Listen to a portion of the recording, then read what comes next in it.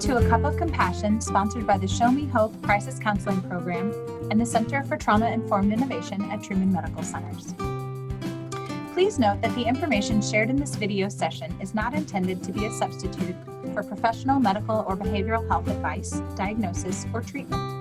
Always seek the advice of your physician or other qualified health provider with any questions you may have regarding a medical condition.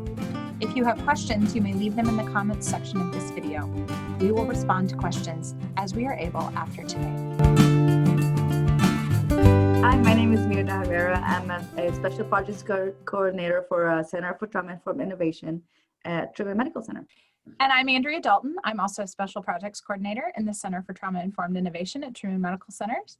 And Mirna and I are both parents. We both have been working remotely, mostly during the pandemic, and managing children at home at the same time. Mine are both school-aged. Mirna has one in school and one preschool. And we wanted to just take this time to share some things we've learned, some difficulties we've faced, some tips that we want to share. And we also pulled our children in to share a little bit with you. So we hope you'll enjoy seeing some of their responses kind of woven through what we're going to share today. My name is Zane. My name is Johanna, and my hobbies are art, dancing, and singing, and usually reading. My name is Grace, and I like to do art, and I like to dance, gymnastics, and I like listening to music. I am Boodle! So to start off, Mirna, why don't you talk about just like what have some of the challenges been for you as a working parent during this last 9 months? It's been fun the last 9 months, to say the least, right? Right. It's like it was going from no one being home and everyone, like, you wake up and everyone's getting ready and we're all in separate places doing our own thing, to everyone is home all the time, still working and still doing school. So it was definitely trying to figure out the best spots in the house to sit down and not, be able to have a separation. And, with school, trying to figure out how I can still work and do meetings and still be able to, help my daughter with school. Thankfully, my son was still going to daycare. He's 3 years old. So if he was home with us, it would have been a little bit different story. I don't know how much work would have been done with a 3-year-old in the house, but it was, I think in the beginning, we were all just kind of trying to figure this out. What's the pandemic? Coronavirus. Not necessarily. Maybe, in general, it would be like if there's for example, a virus kind of like now going around, we would be going on a pandemic. We'd be in a pandemic where we would have to be limited. So when we first started this whole pandemic, how did you feel about it? Sad, because we couldn't go to in-person school and I couldn't see my friends. So that also means I missed 10 times the school. But I was also kind of happy because I liked masks at the time.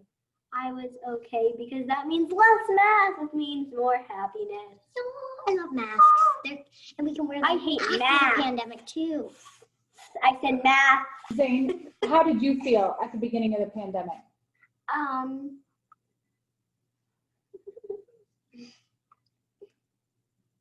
Okay, until that time where my gum somehow disappeared on my mask.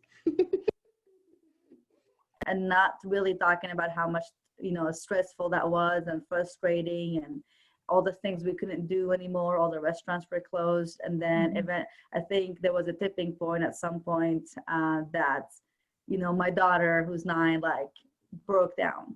All of a sudden she was fine. And then we went to her favorite place to get some frozen yogurt. And they said, oh, we're closing next week.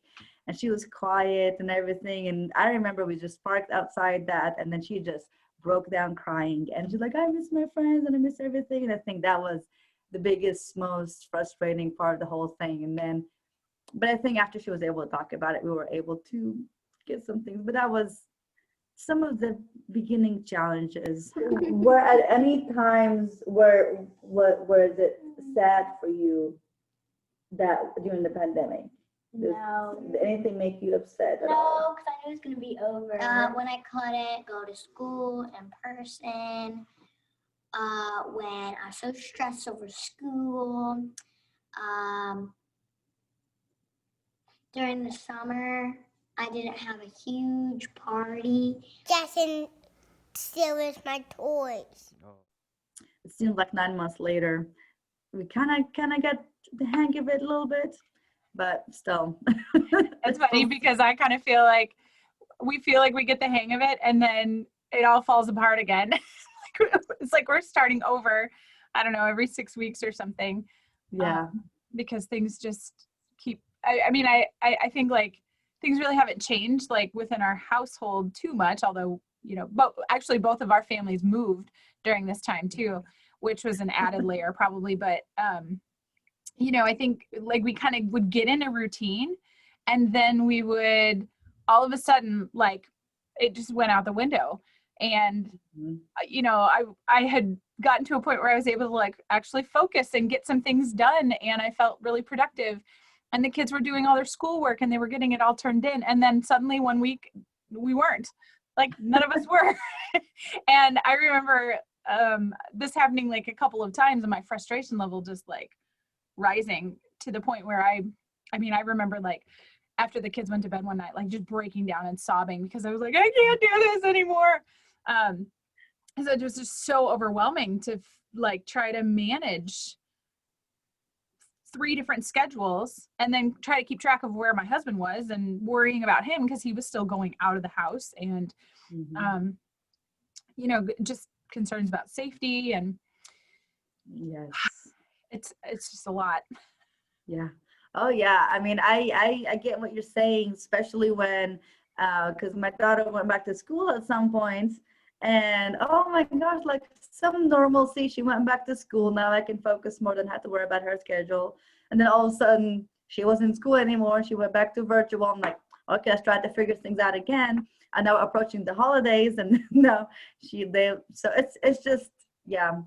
Yeah, it seems like we get some sort of a schedule for a few weeks and then have to figure it out again one more time. And it was frustrating at the same time, but it's also learning experiences. I feel like we've grown together as a family, spent a lot more time together. What are some new things you had to learn this year? I had to learn to wear a mask in school and I had to learn how to do everything with my mask on. Well, I had to learn how to work everything in my new school. I learned a new type of multiplication, a small number times a big number, which I'm still kind of struggling with too. I'm pretty good at it though. I feel like we learned to talk more about our feelings in a way. Yeah, I think that's probably one of the tips that we really want to share is like normalize expressing feelings, because it's really, I mean, most of us aren't that great at it anyway. And then when we get stressed, we have, I think, a tendency to sort of shut down a little bit and try to just go, like we just go through the motions because we're just trying to get stuff done. We're just trying to make it through. And we don't always even recognize what kind of feelings we're having, regardless of what age we are. Yes. And so if we can build in opportunities to talk about how we're feeling and give it a name, doing a process of like emotional tuning, as we like to call it. We borrow that term from a few different places. I think Dr. Shauna Shapiro is one of them. She talks about how Dan Goleman, who wrote the book Emotional Intelligence, talks about the amygdala hijack, where, you know, we get stressed and our amygdala gets hijacked and we go very quickly into our stress response and it sort of takes over. And again, we're like, when we were there, we're just going through the motions because it's like our brain's just trying to keep us safe and trying to keep us going. And one of the best ways that we have to kind of regain control of that or stop that amygdala hijack is the process of emotional tuning. And sometimes they'll call it name it to tame it, which I think a lot of people have probably heard before in different contexts. But that idea that when we actually describe how we're feeling, even if we don't use an emotion word, if we just use some kind of description of how we're feeling, or what we're experiencing, that actually has been shown in brain scans to calm our amygdala response. Is there anything that's changed about the way you feel? Mixed emotions. What does that mean? Happy, sad, angry, frustrated. Okay. And it allows us to really like center ourselves and then be able to slow down and choose our responses more mindfully rather than just going through the motions. And which I think as parents, honestly, when we go through the motions, I think we're more likely to react in ways that are, potentially harmful to our relationships with our children or our significant others. Because we might say and do things that are not kind, just out of reaction. And I think, I catch myself doing that a lot. Probably this year more than normal. What makes you happy? So, What do you like to do to make you happy? Does drawing make you happy? yep. What else? And I said this thing. So thinking about your 3-year-old, Mirna, who doesn't have the verbal skills that our 6 and 9-year-olds do, what kinds of things did you see in his behavior, and how can you do that sort of a process with a kid that little? Yes, it's been quite an adventure with him. That's for sure. A lot of the times when he was doing things, I would think, oh, it's just his 3-year-old, temper tantrum things or whatever.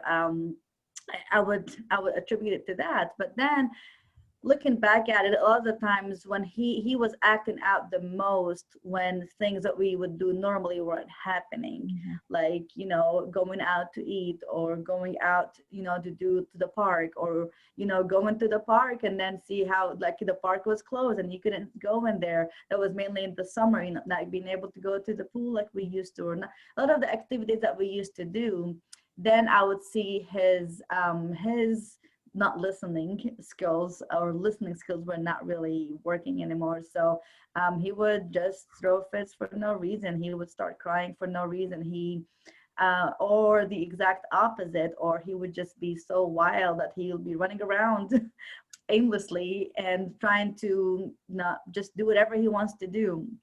So it was, and then he was doing good in the beginning, potty training, because we're in that process. And then all of a sudden, that just wasn't happening anymore. It was, and between us and moving to that, all of these changings for him, it really caused him to, even bedtime routines weren't working anymore. So we had to really readjust to create some sort of normalcy for him to feel safe, to feel like we are still together and everything is still okay with us being together, to try to just do the daily routines, like even putting on your clothes in the morning without crying about it.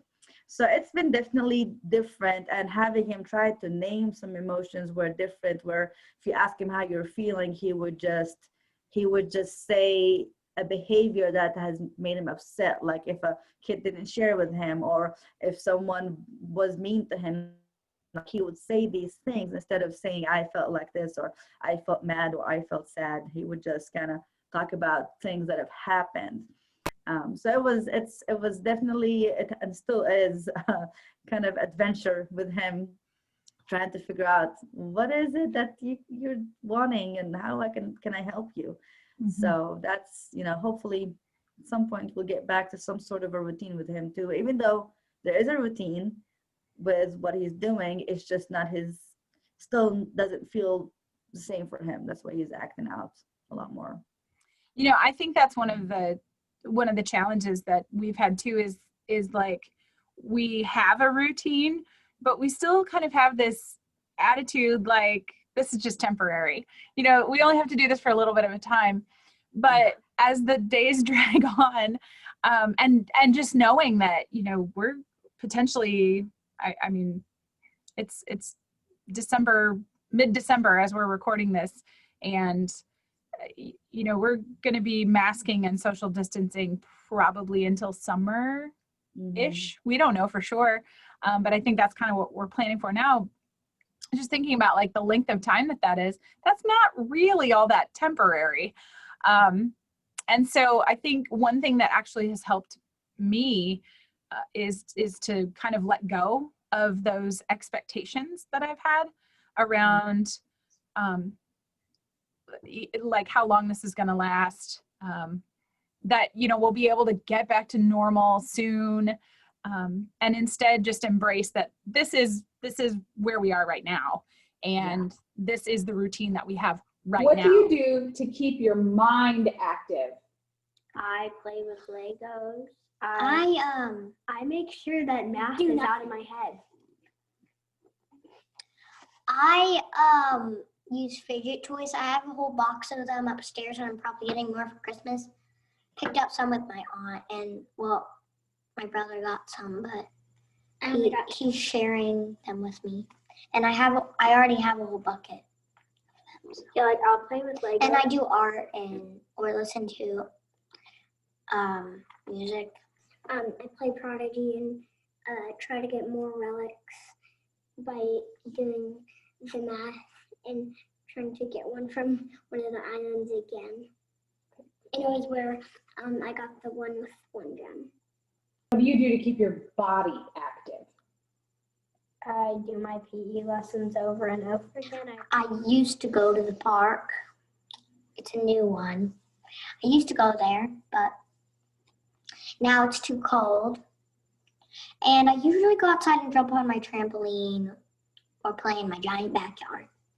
Yeah. Oh, I also like to chase Zane around and tackle him, obviously.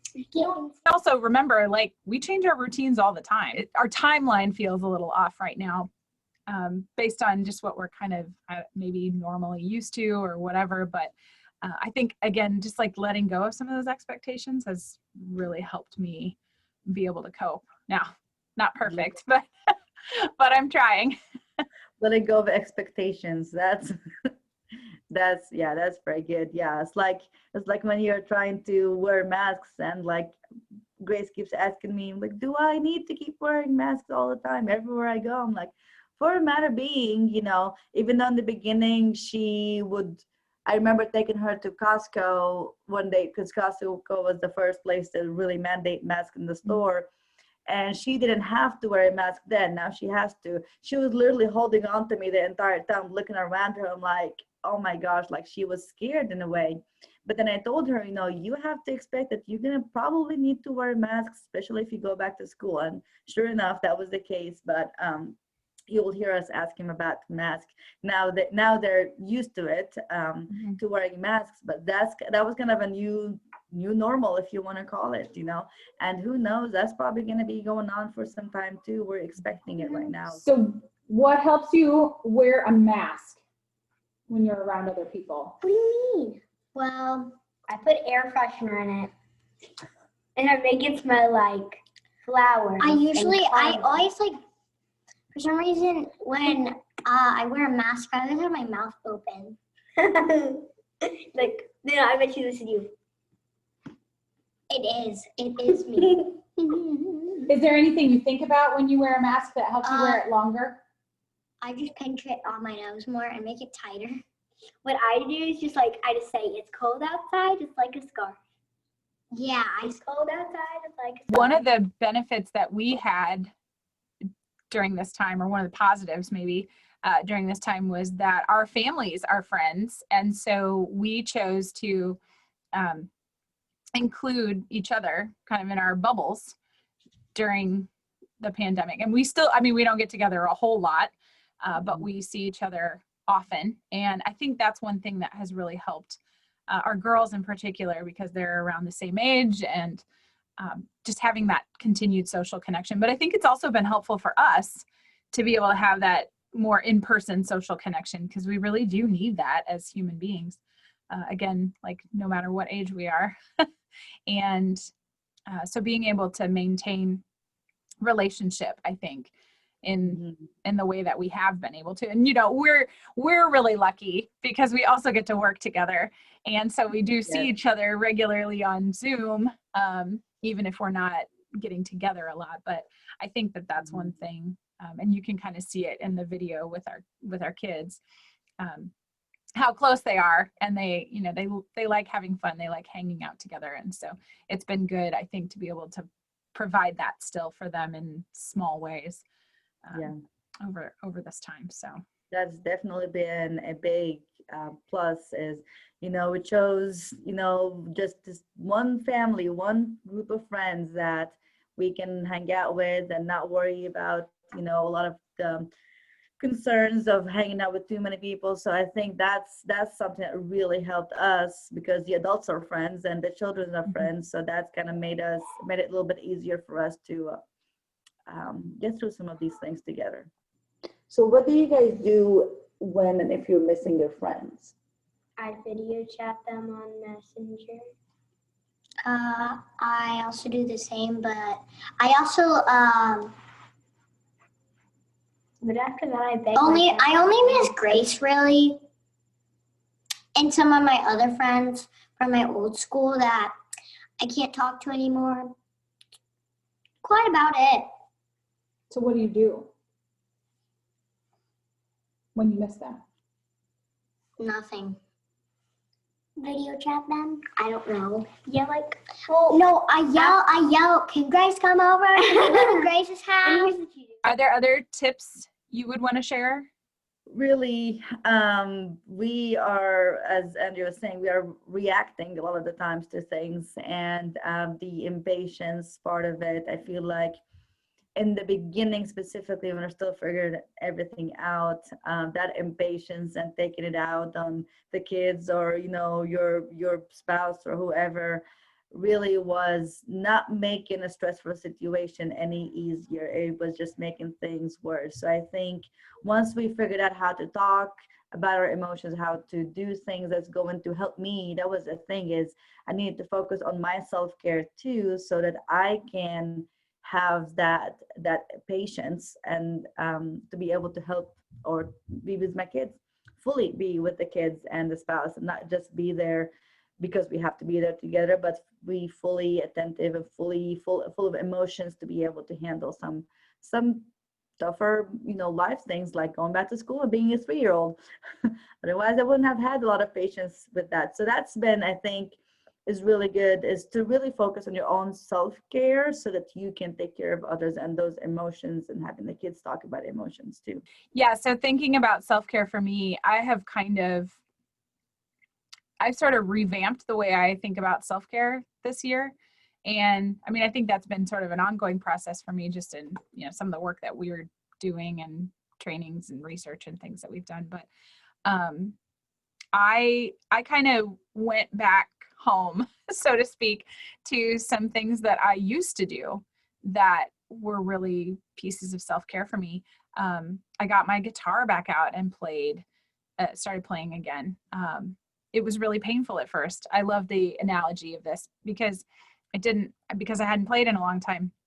I didn't have calluses on my fingers like I used to. And it was painful. Probably that first like 2 weeks of getting back to playing guitar. Oh, like the first day was fine. And then the second day, I could only play for a few minutes. But, you know, having to like work through that pain, like having to kind of tolerate it a little bit, because I knew the outcome was that I was going to be able to build up my calluses to be able to play better, play longer. Good analogy there, I think. Yes, that's pretty good. But I also got out like my old piano books and I started playing Mozart sonatas and Bach inventions, and, you know, those things that I haven't played for years now. So I have found that to be really enriching for me. And I also, like talking earlier about letting go of expectations, I love to read, and I read a lot, and I read a lot for work. You know, I read a lot of nonfiction.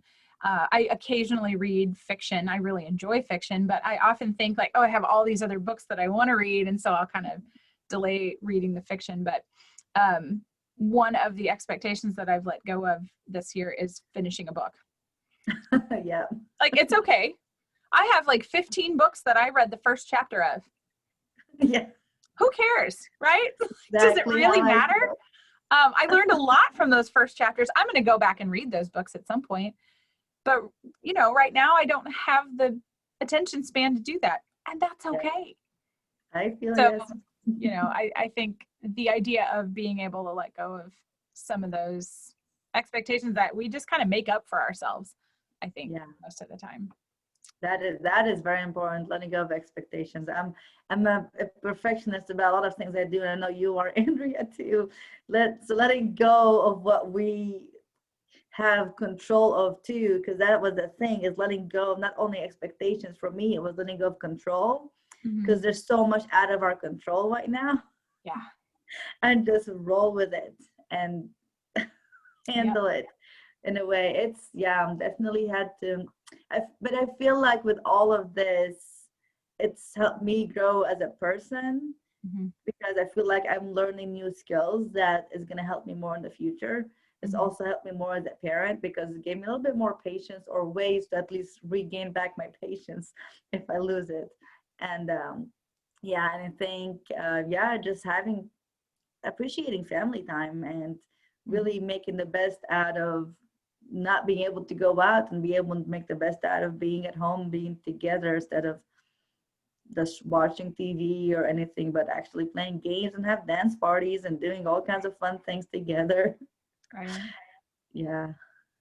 Yeah, we put together a lot of jigsaw puzzles earlier. Yeah. This Oh year. yeah, puzzles too. That's right. And that, I think that's another tip though too, is like, just remember that self-care doesn't have to be things that you do. Sometimes it's the things that you let go of, like expectations, control. And that, I mean, I think for me, that's been the most powerful form of self-care. Yes. And just recognizing that, you know, I'm doing the best I can with what I have available to me right now. And That's in my control. that's great. Yeah. What advice would you give other kids if they're having a hard time? I would tell them to go tell their mom or dad they're not feeling good.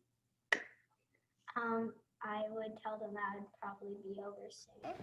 What would you do if one of your friends was sad? How would you make them feel better? I did them my toy. You give them a toy? Yeah. Does that make them happy? Yeah. Awesome. I try. You try. What if you transform for them? Would that make them happy? Let's see. Let's see.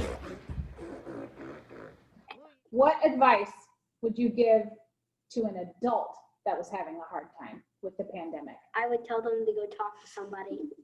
I would tell them to go talk to somebody too. I would tell them to go talk to a therapist if they are not okay. Yep.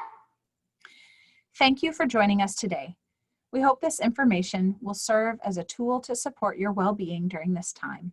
I invite you to join us again next Thursday at 12:30 p.m. Central Time for another Cup of Compassion right here on YouTube. Please subscribe to our channel to be notified of new videos. If you would like crisis counseling support, please call 816-404-6222, or for immediate care, call the Disaster Distress Helpline at 800-985-5990. Thank you and be well. Bye. Bye. Bye.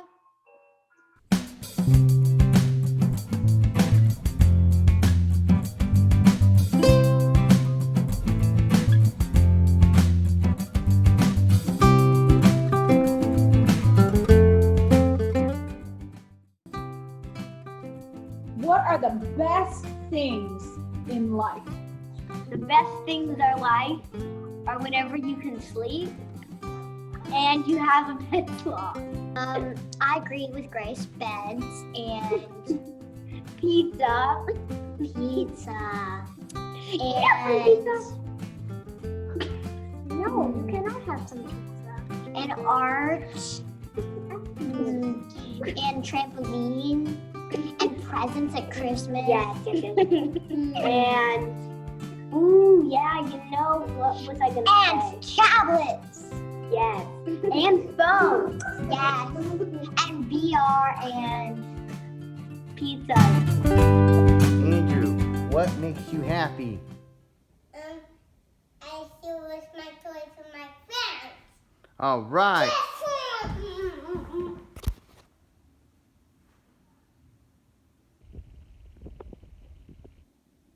Are you transforming?